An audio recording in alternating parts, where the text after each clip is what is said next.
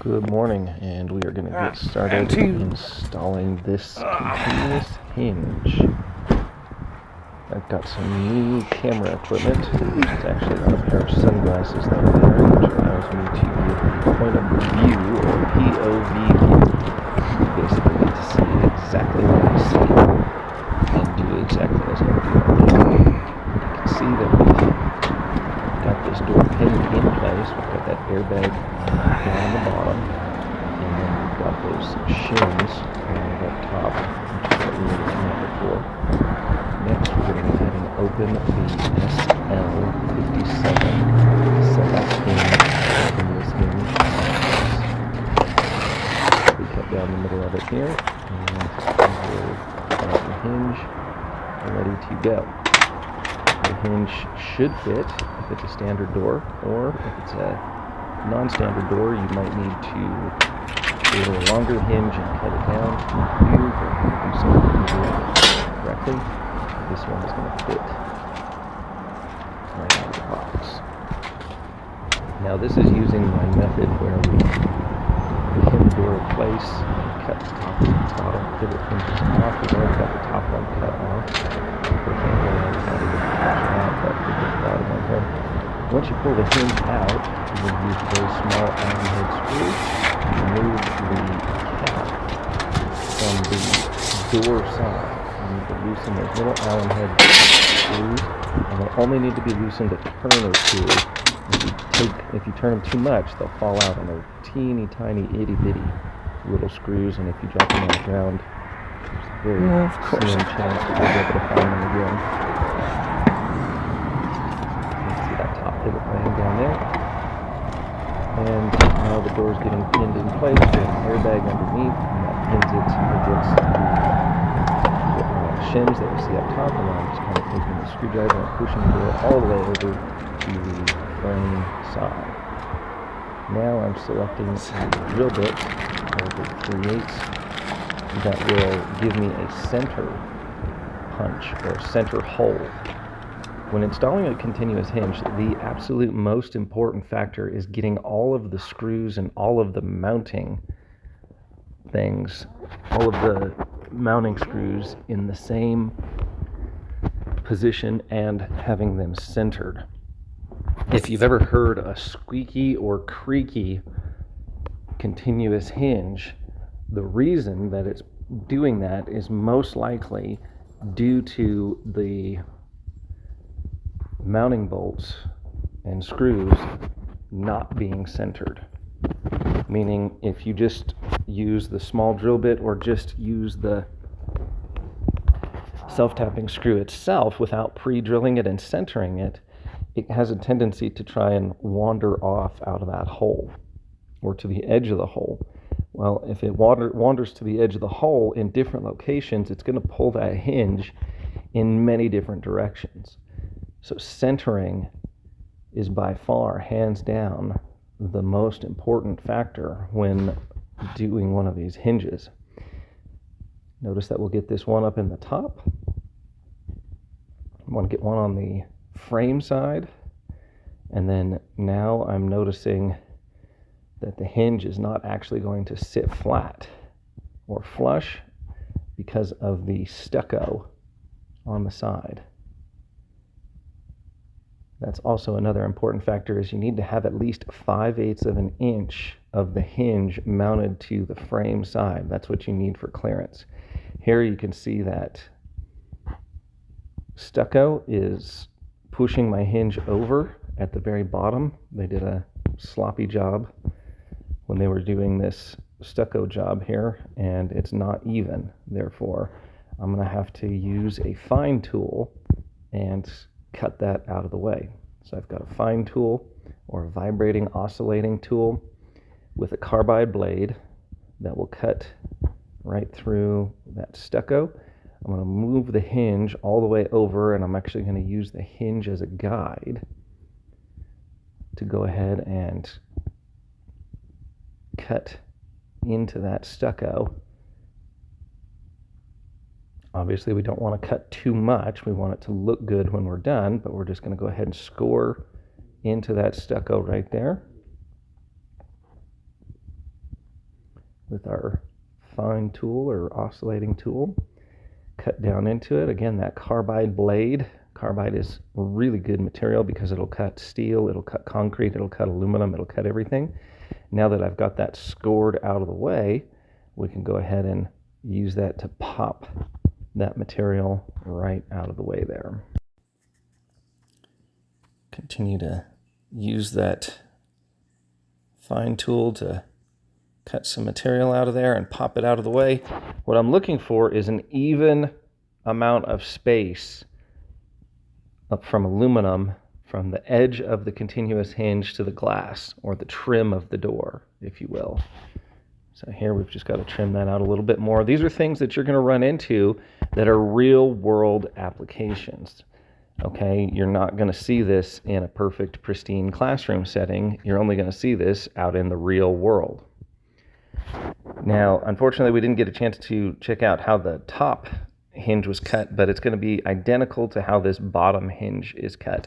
And that is simply by using this angle grinder and a thin cutting blade to cut through that hinge. You want to cut through right through the center of that hinge, right smack dab down the middle. And then we're basically going to crack this thing open like an egg here in just a minute. You want to make sure you're using all of your safety equipment. I have sunglasses on, so they're acting as safety glasses here. I also have my prescription glasses under there, so I've got double the safety equipment on my face for this cutting. And then you want to have a flat blade screwdriver and a hammer ready to go. And once you have that cut down the middle as deep as you can cut, you can see it just splits right into, just like so. And then give the other side a whack with the hammer, and it just pops right off there. We did the exact same thing to the top hinge. Unfortunately, this is new camera equipment, and I was not able to capture that on camera, but it is what it is. You get the idea with the bottom one down here. The next thing you're going to want to do is make sure that you peel any aluminum away from the remaining mounting bolts, like I'm doing right now. Just give it a little quick tap, and then push those bolts back into the door. What will happen is, on an exterior door like this, we're going to cut that bottom pivot off as well. And when we cut that bottom pivot off, there will actually be a void underneath the door of about 3/4 of an inch to an inch. And when we open the door, all of the bolts from the top and bottom pivot that we have pushed inside the door will fall out. Now, if you don't have that option, I'm going to give you a different technique to use on that. Here, we're using that angle grinder to score. We're just scoring that bottom pivot. You don't need to cut it all the way. You just score it, and then you give it a couple good whacks with the hammer, and that cast aluminum should break pretty easily. I'm going to remove the material from underneath that hinge. You can see also why that hinge was failing. You can see how much movement there is in that bottom pivot hinge. I'm going to go ahead and give that a score one more time now that I've got some more material moved out of the way.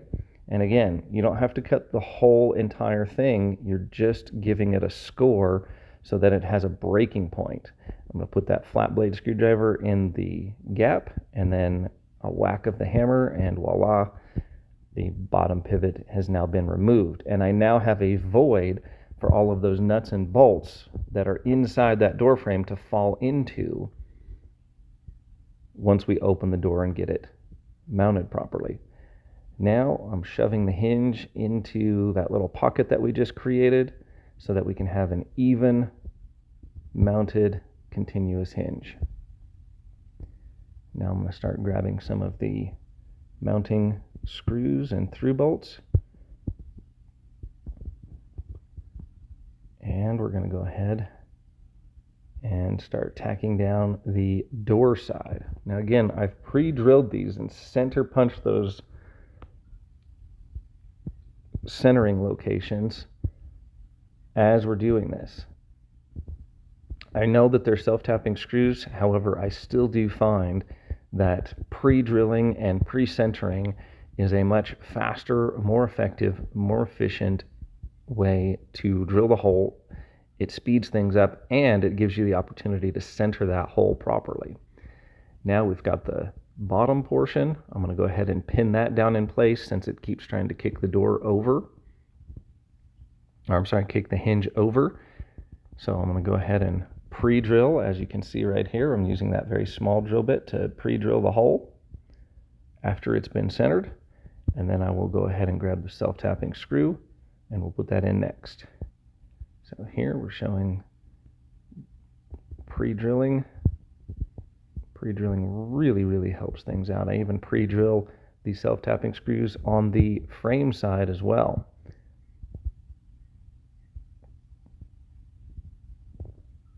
And I've already gone through and pecked each one of those holes with a larger drill bit that has the hole centered. So on each hole that we're drilling, there's already a centering location on each one of those. And that is absolutely vital to making this work and not having it creak. In fact, if you do have a creaky hinge, that's one of the ways that you can fix it, is if the through bolts are not misaligned, then you can go ahead and loosen up the frame side and re-drill some of those holes, and you can stop that hinge from having that creaky sound to it. Now I'm installing the self-tapping screws on the frame side. Notice I'm using a impact driver with a number 3 Phillips head drill bit. Very important to make sure you have that and have extra ones. As you install these hinges, the 18-volt impact drivers have so much torque you will break those bits. You'll break even the best ones.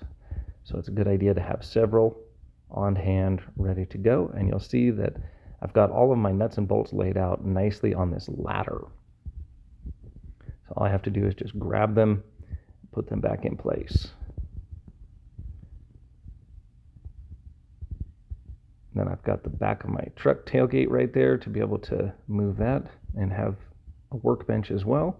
Center drill that center bit, then go ahead and grab a self-tapping pan head screw. The pan heads go on the door side. They're going to give you a bunch of tapered self-tapping screws. Those go on the frame side and meet that tapered side. The pan head, or the side with the flat bottom, goes on the door side. Now I'm checking up that bit, and there's what I'm talking about when I'm saying I'm centering. I use a drill bit that's the size of the hole, and I just set it in the hole, pull the trigger very quickly, and get that center punch just like that. That is what I'm doing, and that is going to be a huge time saver. This little tip right here is a huge time saver and the absolute key to success for installing a continuous hinge like this and not having it squeak and make a bunch of noise and have customer complaints after you're done installing. Now we'll put that drill bit away. Grab my small pilot hole drilling drill bit. Load that up and continue to drill these holes. Now I've got my center hole punched in there so the drill bit does not walk around. Just go ahead, and what I do for the pilot drill bit is I hold it up next to the self-tapping screws, and I choose the drill bit that is the next size down from the head or the tip of that self-tapping screw. So it's just under. So the drill bit does the majority of the drilling, and the self-tapping screw really doesn't have a whole lot to cut. It just has a little bit to cut to be able to cut those threads in, and it's a very fast process. This is by far, after installing hundreds if not thousands of these hinges, this is by far the fastest, most effective, efficient way to put in a continuous hinge and have a quality installation that doesn't have a bunch of creaking and a bunch of other things that can go wrong after it's done. Now we'll continue to grab those tapered screws, number 3 Phillips head bit, put them in place.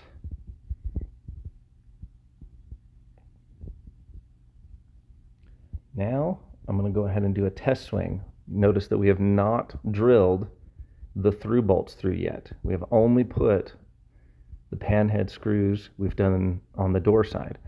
We've done the entire hinge side, put all of those screws in there, or a majority of them in there, and then the 4 self-tapping screws on the door side. I've confirmed that the door locks, I've confirmed that the door swings, I've confirmed that everything is working well, and again I'm grabbing that 3/8 drill bit and I'm using it to only center punch. Only center punch. Yes, I know Select Hinge gives you those little center punch punches with the kit. However, I find that those will be a guaranteed way to smash your fingers if you try and use them, because they're too small, they're teeny tiny, and they just don't work very well in my personal opinion.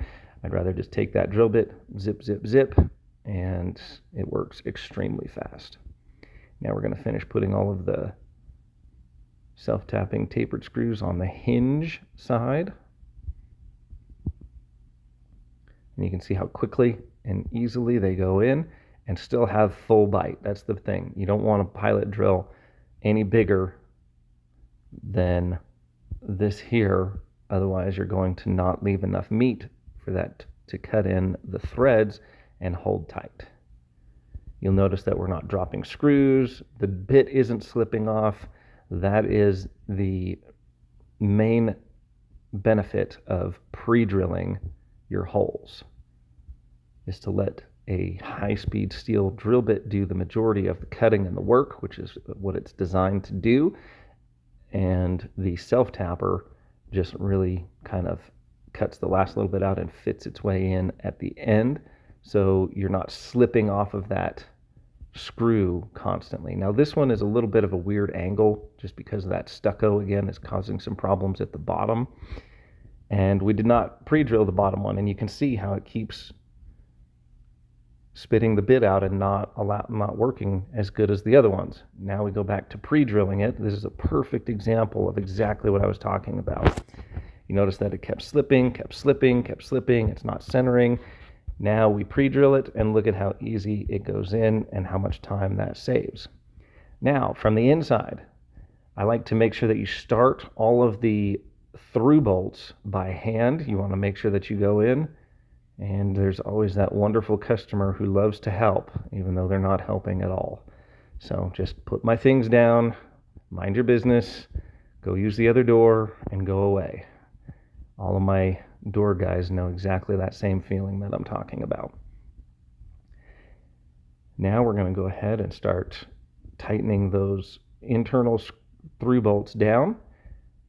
Again, you want to start them by hand so they do not get cross-threaded. You'll also want to make sure that the through bolt is nice and straight before you start trying to line those up. You want to make sure it's nice and straight.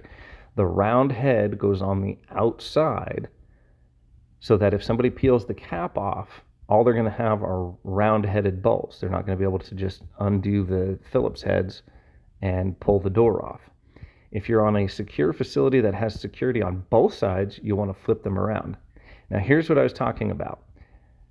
Once you open that door, all of those bolts and all of the internal mounting hardware can now fall freely out of the bottom of the door, and you just use this little shrum tool or O-ring puller and pull all of that stuff out of there. It will bind if you don't do this step, and you will damage the door if you don't do this. This is an extremely important step here.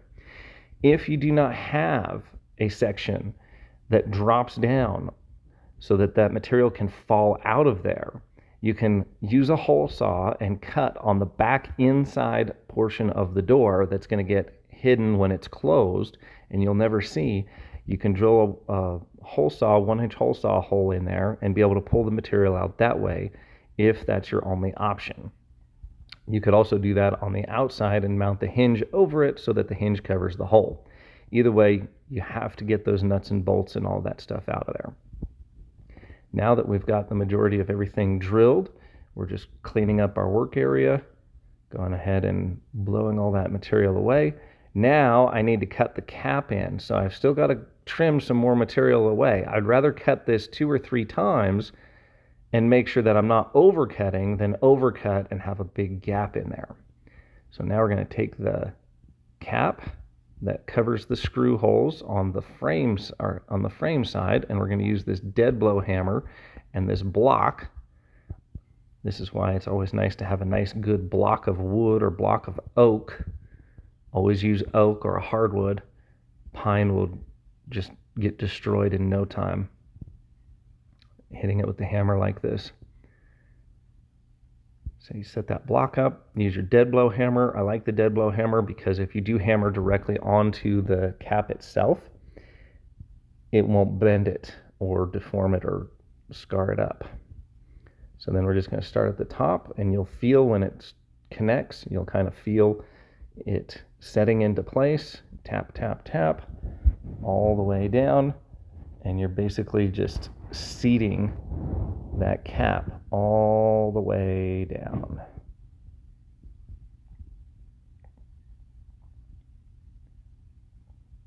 This is working out really nicely. And this is again one of those reasons why we use a select hinge, continuous hinge. The cap here is thicker on this than most other brands. Therefore, it will take more abuse when doing this installation process. If it wasn't so thick, if you had a thinner model, then you could bend or mar that up, and that wouldn't be very good. So just continue to tap, tap, tap all the way down. Set that hinge in place and set that cap in place all the way down, kind of having to tuck it in around that stucco. But it's very, very important that we get this nice and tight. And I don't want to have a big gap between the hinge and the stucco when we're done. It should be nice and tight and look professional. There you go. See, nice and tight, clean. Now we're going to grab the hinge cap for the door side. This is the one that has those Allen head screws. And you want to set the Allen head side on first, since that's the deeper side. And I'm going to go ahead and just use the dead blow hammer directly on the hinge on this one. Tap it into place, seat everything down, and then we should be able to grab the little Allen head and tighten that into place, and it should go ahead and hold that down. If you want added security, you can use pin-in Torx security drill bits or security bits, and you can actually screw through the hinge cap. Maybe use 3 or 4 of those screws, and you screw through the hinge cap, through the hinge into the door, and it will actually suck that down and seat it in place. Now I'm testing the lock function. You can do that with one hand, 2 fingers. Super easy, super clean. Look at the reveal, is absolutely perfect on there. The door